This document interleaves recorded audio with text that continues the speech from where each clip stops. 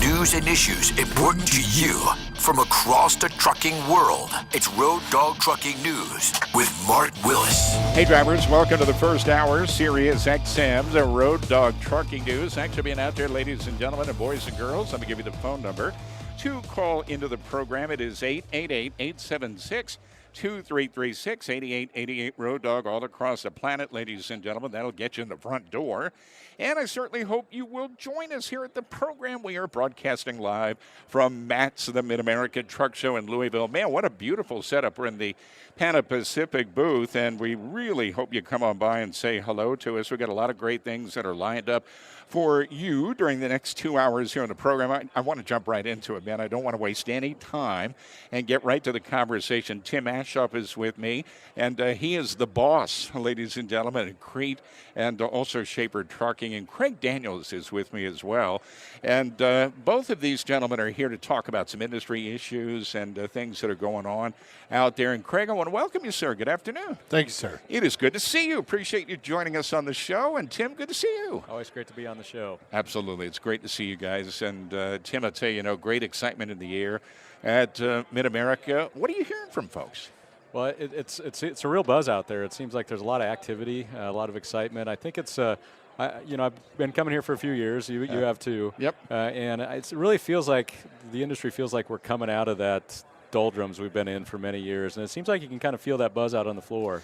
There just seems to be a lot of activity and more, less just kicking the tires and more talking about truly, hey, is there some real opportunities here? What can we do on some projects or some equipment or otherwise? So. Absolutely. And what are you hearing, sir? What are you hearing from folks? I mean, are you getting a sense that, man, things are looking pretty good in the trucking industry, feeling pretty good about the industry? Yeah. We, I like to spend time in our terminals as well as the truck stops. And everybody pretty much agrees that, as far as Schaefer goes, our miles are definitely coming up this year compared to last year.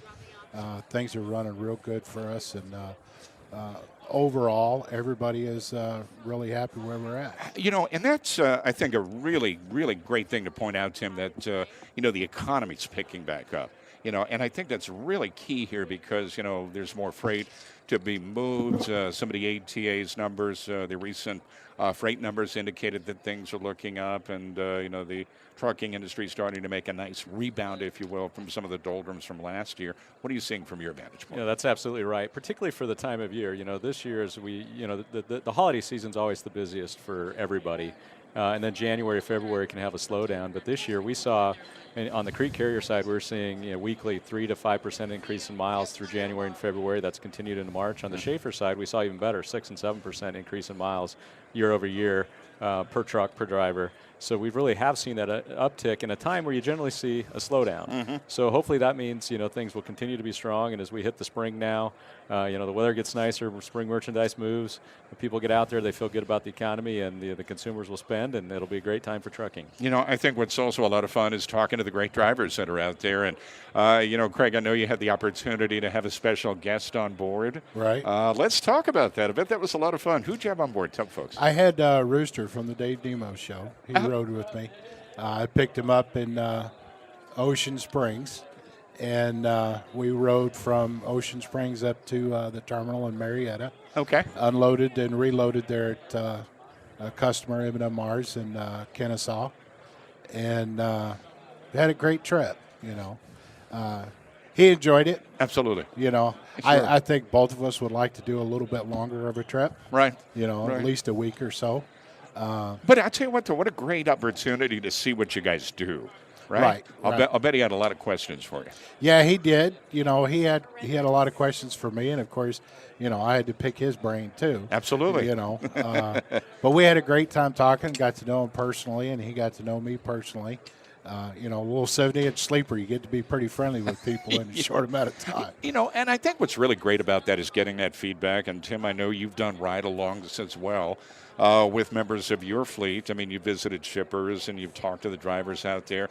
That's a great one-on-one connection, isn't it? Absolutely. I mean, as Craig kind of mentioned, to really get to know what experiences that the drivers have out there on the road is that you have to participate. And I appreciate members of the SiriusXM teams doing that, so you can really know and understand your audience. Absolutely. And we certainly need to know and understand our drivers. And because, as we've talked about, this industry really is, we're looking at a lot of shiny trucks and trailers and component parts and stuff, but who I really like to see at these shows are the people. Yeah, absolutely. And that's where the great stories really are. Absolutely. And you've come up with a great idea showcasing the drivers. I mean, there's a series of videos that have gone up on a brand new website today, as a matter of fact, where these are unscripted testimonials about what drivers are feeling. Talk about this. Absolutely. So, over the years, and particularly it seemed like in the last month, I get out and I see a lot of drivers, either at our terminals, at events like this, or at our even at our office there in Lincoln. Go down and have lunch with drivers all the time. And about 4 weeks ago, I was talking to one of our really long-term drivers, 20-year plus, and got to hear part of his life story. He was an immigrant from Norway and happened to be on the U.S. the Norwegian Olympic team back in 1972, and just a fabulous story. Sure. And at the same time, just like this morning, I was down at a dedicated fleet we have up in Buckner, Kentucky. Got to talking to one of our drivers there, and it was a great story there too. He had been an educator and wasn't making enough money, he felt, to support his family, so went into trucking. Oh, for heaven's sake. And certainly gave him a better life there, Sure. but he also saw the benefits of trucking. He happens to have an 8-year-old autistic son. He was from Georgia, but right here in Louisville, they have a great educational center for autistic children. So he needed to move here. And with trucking, he could do that. So he moved with us from Georgia to Kentucky and was able to get a job right here and then be with his family. And that's the great thing, I said about trucking. It's a great industry to get into, and there's just so many great people in it that we wanted to capture that. So after, just realizing that, we were hearing a lot of great stories and getting to know the people that are out there, we wanted to figure out, we always say, we should write a book, and then we never do. Right. So we said, with technology today, how could we do this? And so we came up with this mycretesstory.com. And what it is for our Crete drivers to go out there. And, with phones right now, you can do your story and self-video in like 3 or 4 or 5 minutes. And so that's the goal, is to get our drivers to share their story and post it out there on mycretesstory.com. And then we have one for Schaefer that's going to go live here, too. It's myschaeferstory.com. And then for our Hunt Flatbed group, we're going to have myhuntflatbedstory.com. And it's just an area we want to create a community for our drivers so we can really get to know each other. And I think what's really a lot of fun about that, Craig, it's that the messaging is from the heart, isn't it? Right. And talk about family. I mean, because, when you look at it from connecting the importance of getting out there on the road, making sure the job gets done, being safe and things like that, eventually the ultimate goal is to get back home safe to the family. It's all about the family at the heart of this. Right. And, I came to driving from a road building industry. Right. And safety in road building was just absolute paramount. And when we're in a traffic control situation and we're working on the side of the road or we've got to close down the lane, it's always the primary purpose is for everybody to go home at the end of the night.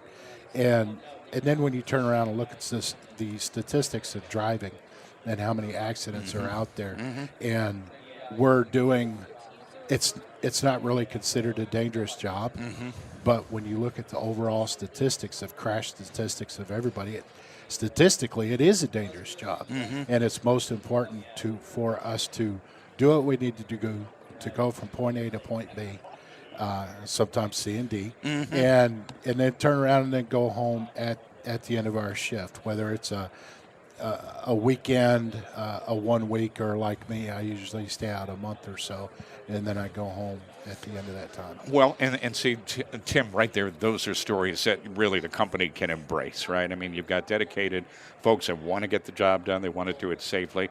They've got family. They've got other things that are going on as well. And this is where the company steps in and says, okay, we respect you. We want to make sure you're able to get home. You're able to do the things that you want to do. It's forming that communication bond, that teamwork approach with those, say, in the front office and those behind the wheel. Absolutely. And it is about that relationship. And we're all understanding we're all on the same team. But we all have our own unique life situations, all our own unique stories that we need to understand. And if we understand each other, we can work much better together. And so it's a way for us to do that. And at the same note, we've asked office folks, our technicians out in our shops too, to share too. They can go out and put their video on there. So the drivers get a chance to understand the rest of us and where we come from and where our backgrounds are and how we've kind of meshed together. And what's interesting is, as we've talked before in the industry, there used to be a lot of, well, my dad drove, so I'm going to drive. Yeah, right. But there's a lot of people from in the industry now that didn't start out that way. And it's so, most of us probably never thought that, well, boy, when I grow up, I'm going to be in trucking. So it's great to hear the story as to why people got into trucking and then how much they love it.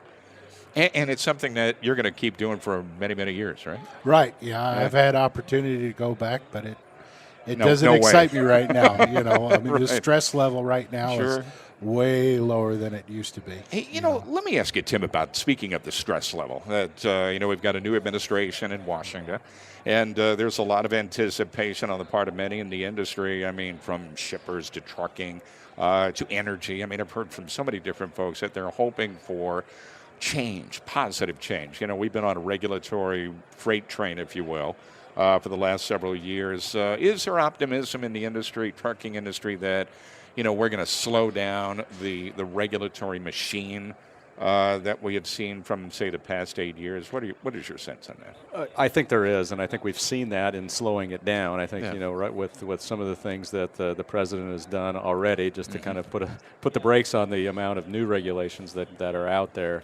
But I think more importantly is that we now take a step back and take a look at regulations from a practical way. Yeah. There are some very good reasons for regulations, and the industry does, know that and understand that. Safety, obviously, being one of those.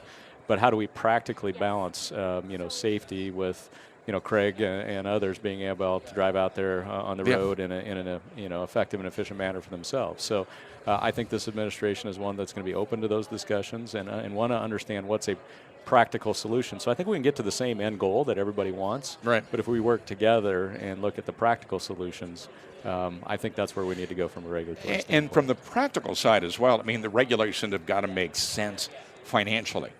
Because I've heard a lot of criticism that a lot of the rules that have been rolled out really don't take into consideration the end result or the end user out there, from the expense of operating a vehicle, companies' operational expenses, and things like that. Is that going to fall into that parallel you're describing? I think so, and I think the way it will happen is by having industry more involved at the beginning and having true dialogue. I mean, it wasn't that we haven't tried to be involved, or even that the regulators haven't invited us, but I think a lot of times we were maybe talking at each other versus working with each other, and I think that's more of a sense of let's work with each other, and we want to do that. In fact, just today you've probably read there's a group of industry representatives at the White House. Yes. Probably, I think, right as we're speaking they're right now, right. That they're Breaking meeting out news. there right now, and the president had invited them to come and talk about infrastructure. Right. And our CEO, Ton Ostergaard, is actually a part of that group, and he's there right now. But the president, also being very practical, says, we need to do a lot of things with infrastructure, but we need to do a lot of things to make the whole country great again, as we all know. And that means we have to have, solutions in a lot of different areas, and healthcare is a big one of those. Mm-hmm. And so he actually asked this group to come in and be prepared to talk about healthcare and what is it practically doing for our companies and, more importantly, for our employees and their families, because that's ultimately who it impacts. And so, it was good that he, knowing that, we wanted to talk about infrastructure, it's great, but he then invited us to talk to him about other things that can help the whole country. And do you think this will also open up further dialogue? I mean, the meeting's being held today, and in fact, I'm going to be speaking with somebody from the American Trucking Association in about 10 minutes. They're going to be calling us from the White House. Sure. So we'll get that on board. But do you think this is going to be the beginning of a continual dialogue, in other words, an open exchange, more meetings, more understanding about what the industry is? Well, we certainly hope so. Okay. And again, as I mentioned before, I think we've had meetings as an industry with regulators in the past. Yeah. It's just, what do we get out of the meetings? And I think these are going to be some, much more fruitful discussions. I think, we have to listen to each other. Yeah, absolutely. And I think maybe that's what I think we're seeing is that they want to listen. And we need to listen too, and then we need to work on practical solutions. Well, and let me ask you this, Craig. I mean, from your standpoint, I mean, ultimately you see the end result of all the regulations that are coming down, being crafted, constructed, and things like that. What messaging would you bring to lawmakers? I mean, to change the industry, make it safer. What would you like to see from the driver's perspective? Well, from the driver's perspective, obviously, besides just using a little common sense, but for me, because I personally used to deal with EPA and OSHA and MSHA and Department of Labor, and I've dealt with so many regulations over my time as superintendent in road building. this little bunch of FMCSA that we deal with is a cakewalk, okay? If you just back up and look at yourself as an observer, concentrate on what you need to do, okay? Like e-logs, okay? The e-logs do nothing more than make it simpler for you to accomplish what you were doing. Because, I stop for fuel, I hit a button, I put in fuel, I go off duty, I go to my sleeper berth. It's the days of having to sit down with a calculator and figure out my 70 hours, my 70 hours usefulness, what I can work with, what I have for the day, and everything else. That would confuse the daylight. Exactly, and now really would. with the Qualcomm that we have that's running the OmniTrack software, you could just punch up your status and punch up your 70-hour clock and your 11, your 14. Everything's right there. Why do you think so many folks say, "Man, no way"? Well, why do you think that is? It's the same reason they don't want aluminum bats in baseball. Okay. People just resist change for whatever reason. I mean, they have their own personal reasons for doing it. Sure. They just haven't tried it. And personally, I ran paper before when I was with other companies, and when I worked at Crete before, I ran paper, and they put me on electronic, and I. Did you dig your heels in at first? I did, but it's what the company wants. Okay. So I did it, and then literally within a few days, I'm like, man, I'm loving this. And once you learn the system, and if you know the rules, you know the 11, you know the 14, and you know the 70, you know where you can save time. Right. It makes it easier. And you keep the door closed, and you keep rolling. Because like the 30-minute break, I drive for 5 hours, I stop, do my 30-minute break, get something to eat, go to the bathroom, and then I drive for 5 or 6 more hours. And you get it. You get the rules. I mean, do you think it's a question or a case of maybe we need to have more information available to the drivers to help them, to be able to adapt to these rules? Is there enough information out there with the rules? I think there is for the people that want to find it. It's there. Excellent point. From being in the Army and then doing other things, following rules is not something I'm unfamiliar with. So it's just a matter of knowing what the real rules are. Right. Like a lot of people like to use the safe haven rules. Safe haven only exists if you have hazmat. Right. It doesn't exist. You can't use that every day. Right. Yeah. But you do have other rules like inclement weather and adverse conditions. Right. So there are rules you can use to kind of work your way around. I got a break here for just a few minutes. I'm coming up on traffic and weather, but a great conversation, guys. And again, if you're just now joining me on the program, Tim Aschoff is here, and he is the boss at Crete and Schaefer Trucking, and Craig Daniels is also here with me as well. And we're talking about a series of new videos that they are putting up that are testimonials from the heart. And hope you get an opportunity to maybe check it out. I've got some more for Tim and for Craig. But first, let me update what's going on with traffic and weather this minute right here on SiriusXM. This is Road Dog Trucking News with Mark Willis. All right, guys. Hey, welcome back to the program. And again, I'm broadcasting live from the Mid-America Trucking Show in the beautiful city of Louisville. How do you pronounce it? Louisville. I've said, okay, I've heard it all different ways. But the important thing is you're here, and that's what's really great. Hope you get a chance to come up by, ladies and gentlemen. Like Meredith and Chris were saying a few minutes ago, we're going to be back here again starting at 11 o'clock Eastern. And we'll be here throughout the day. So I hope you get a chance to come on by. Craig Daniels with me, and he is a driver for Crete and Schaefer, and also Tim Aschoff is here as well, and he's the boss of everybody, which is really good. It's good to see you guys. I really appreciate you doing this. And, I think the important part of all of this is that, we talk a lot about what's going on in Washington and all of the regulation that folks have got to follow. But, Tim, at the heart of it, it's the drivers, isn't it? Absolutely, and like I said before, that's what I enjoy the most about the industry. I got into the industry 15 years ago next month. It'll be my 15th anniversary at Crete, and Crete got me into the trucking industry. And, I think, as I kind of mentioned earlier on the show, you don't think about, well, I'm going to go graduate high school, and like for me, I went to college, and I said, well, I'm going to go to college because I want to go work for a trucking company. Right. That wasn't kind of the norm. It wasn't the plan, but I got into it. I think I tried out, and again, it's just getting to know so many great people across the country and hearing about their experiences and dealing with so many different aspects of even our own economy, if you think about it.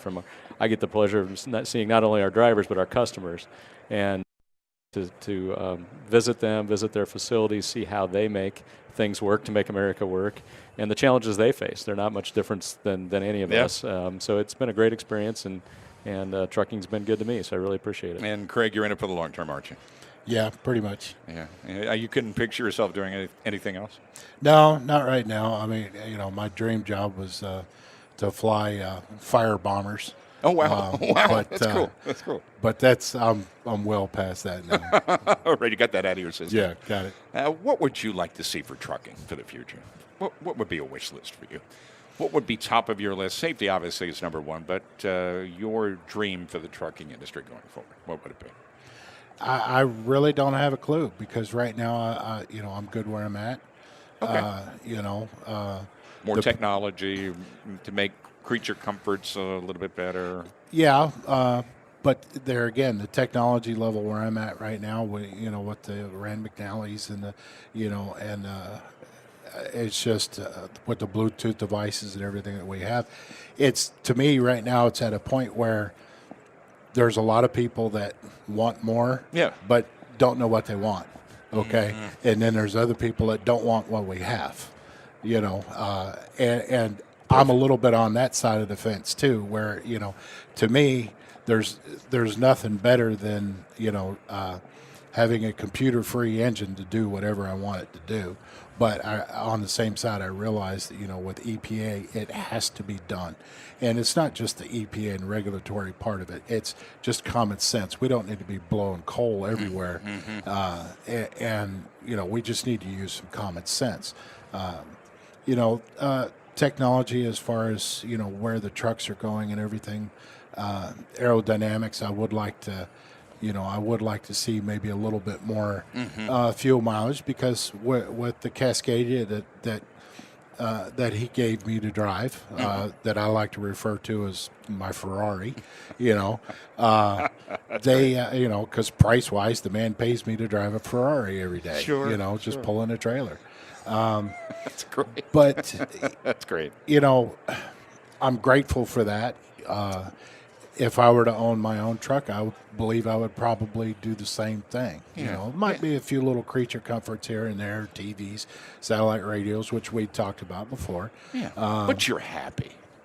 I'm good. That's what counts. I'm content. Yeah. And that's what counts, Tim, right? I mean, at the end of the day, at the heart and soul of it is the drivers and, providing them what they need makes all the difference in the world. Guys, I got to wrap it up. And, I really appreciate you joining us on the program to talk about industry things and what's going on at Crete Schaefer. Craig Daniels is with me here, and Tim Aschoff, of course, with Crete and Schaefer websites where drivers can find the videos. Sure. If you go to mycretestory.com or myschaeferstory.com, that's where we're going to just launch those sites this morning. So they're still a little bit taking shape, but go put your story out there. We'd love to hear it. Outstanding. Guys, thank you so much. I appreciate the time. Ladies and gentlemen, Craig Daniels and Tim Aschoff with Crete and Schaefer. Let's give them a nice round of applause, if you will.